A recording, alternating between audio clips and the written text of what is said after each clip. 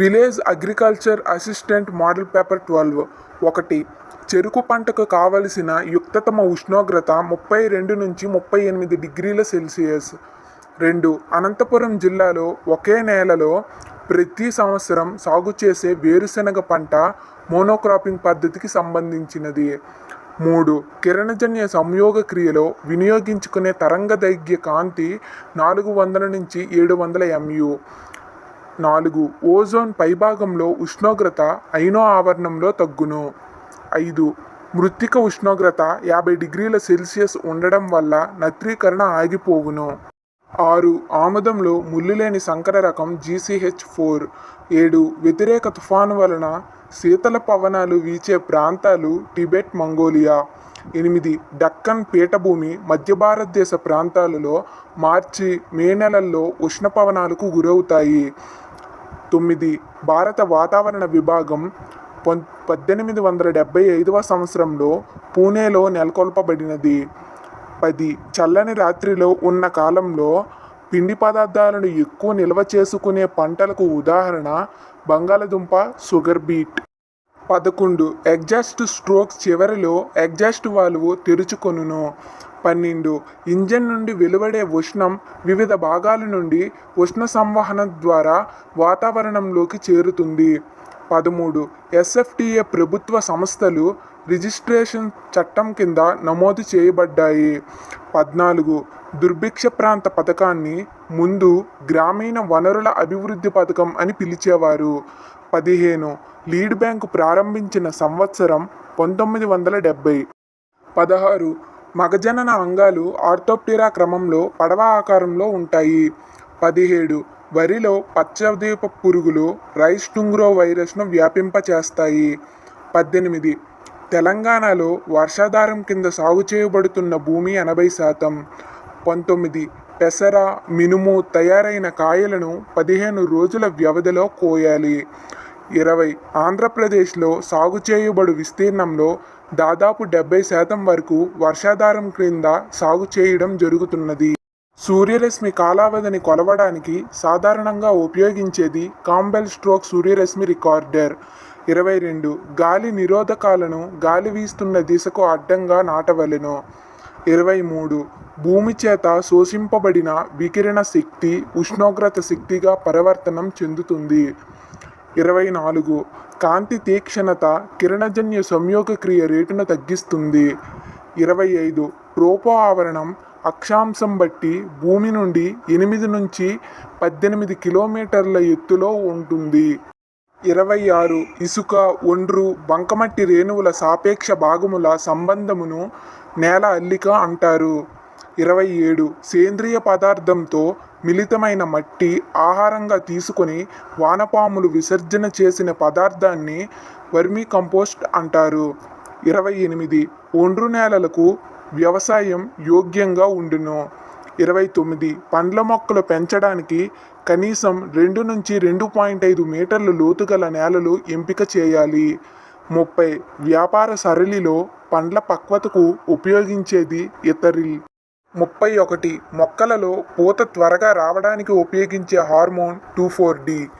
32. భారతదేశంలో మిరప పంటలో అత్యధిక ఉత్పాదకత కలిగి ప్రథమ స్థానంలో ఉన్న రాష్ట్రం ఆంధ్రప్రదేశ్. 33. దోస పంటలో ఆడపూల సంఖ్యను పెంచుటకు ఇథరిల్ ppm పిచికారీ చేయాలి. 34. పండ్లలో రారాజుగా మామిడిను అంటారు. 35. వ్యవసాయమునకు మూలమైన అతి ముఖ్యమైన శక్తి వనరు మానవ శక్తి. 36. చెరుకు గడ నుంచి పులిసిన వాసన రావడం మరియు లోపలి కణజాలం ఎర్రగా మారుటకును ఎర్రకుళ్ళు తెగులు అంటారు. 37. ఇంజన్ను తగినంత చల్లబరిచి దాని ఉష్ణోగ్రతను క్రమబద్ధకము చేసుకొనుటకు ఉపయోగపడేది రేడియేటర్. 38. అత్యధిక నీటి పరిమాణం ఆవశ్యకత గల పంట చెరుకు. 39. ఎనిమోగ్రాఫ్ అనే స్వయంచాలక పరికరంతో గాలి తీవ్రత మరియు గాలి దిశను నమోదు చేస్తారు. 40. మొక్కల పెరుగుదలకు అవసరమైన తేమను అందించుట కొరకు నేలకు నీరు పెట్టుటను సాగునీటి సరఫరా లేదా ఇరిగేషన్ అంటారు. 41 ఓజోన్ భూమి నుండి 30 నుంచి 60 కిలోమీటర్ల మధ్య ఉంటుంది. 42 గాలి నిరోధకాలు మరియు షెల్టర్ బెల్ట్స్గా వేసే మొక్కలకు ఉదాహరణ సరుగుడు, నీలగిరి. 43 కలుపు మొక్కల వలన పంటల పెరుగుదలకు హాని కలిగించుటను అలిలోపతిక్ ఎఫెక్ట్ అంటారు. 44 ఒక సంవత్సరంలో కానీ ఒక ఋతువులో కానీ జీవన చక్రం పూర్తి అయితే వాటిని ఏకవార్షికాలు అంటారు. 45 ఏకదళ బీజ మొక్కలకి ఉదాహరణ గడ్డి జాతి మొక్కలు. 46 జర్కింగ్ చర్య ముందుగా పూతకు వచ్చే జనకుల మొక్కలలో పూతను ఆలస్యం చేయుటకు కూడా ఉపయోగపడుతుంది.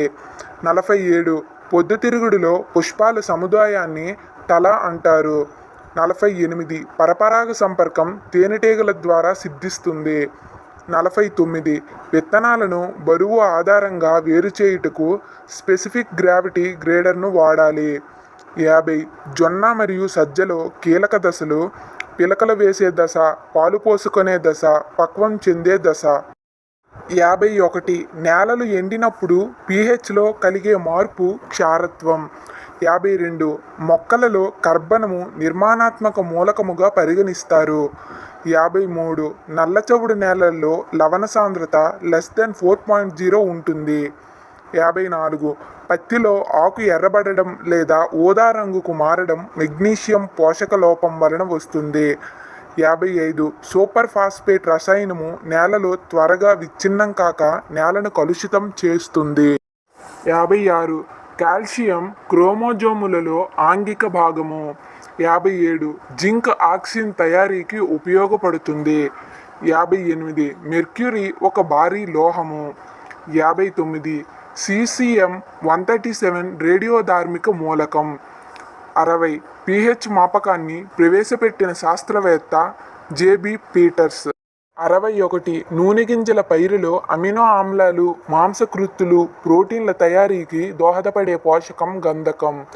62 వైరస్ సోకిన విత్తనాలను ట్రైసోడియం ఫాస్ఫేట్ 20% ద్రావణంలో విత్తన శుద్ధి చేయాలి. 63 టమాటా వేరుకణుతులు మెలాయిడగైన్ నూలుపులుగు ద్వారా వ్యాపించును. 64 టమాటా మొజాయిక్ వైరస్ తెగులు ఎపిడ్స్ వలన వచ్చును. 65 దూర ప్రాంతాలకు ఐనో ఆవరణం ద్వారా రేడియో సమాచారం అందును. 66 దీర్ఘదిన మొక్కలకు ఉదాహరణ గోధుమ, బార్లీ, షుగర్ బీట్. 67 80 నుంచి 140 కిలోమీటర్ల మధ్య పొరను థర్మోస్పియర్గా పరిగణించబడును. 68 భూ వాతావరణ అత్యున్నత బయట పొరను ఎక్సో ఆవరణం అంటారు. 69 ఆంధ్రప్రదేశ్లో శీతాకాలంలో ఉష్ణోగ్రతలు 15 నుంచి 29 డిగ్రీల సెల్సియస్ వరకు ఉండును. 70 నీటి ఆవిరి వాయువుల అవలంబిత రేణువుల చేత శోషింపబడే సౌర వికిరణ శాతం 19%. 71 వాంఛనీయ లక్షణాలున్న మొక్కలను ఎంపిక చేసి సాగు చేయడాన్ని వరణం అంటారు. 72 వర్షాధారంగా పండించే పంటల పద్ధతిని మెట్ట వ్యవసాయం అంటారు. 73 హైబ్రిడ్ నేపియర్ విత్తనానికి వాడే కలుపు మొక్కలు 3 నెలల వయసు కలిగి ఉండాలి. 74 వైమానిక రంగంలో జెట్ మరియు రాకెట్ పరిశ్రమలలో లూబ్రికెంట్గా ఉపయోగించే నూనె ఆముదం నూనె.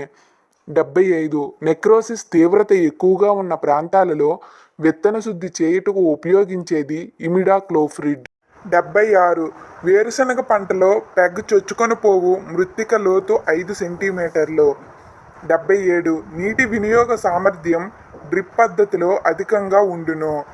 78 వాతావరణ పీడనము బారోమీటర్తో కొలుస్తారు. 79 పొగాకు దిగుబడి మరియు నాణ్యతను ప్రభావితం చేసే సంపూర్ణ వేరుపరాన్నజీవి ఒరబాంకి.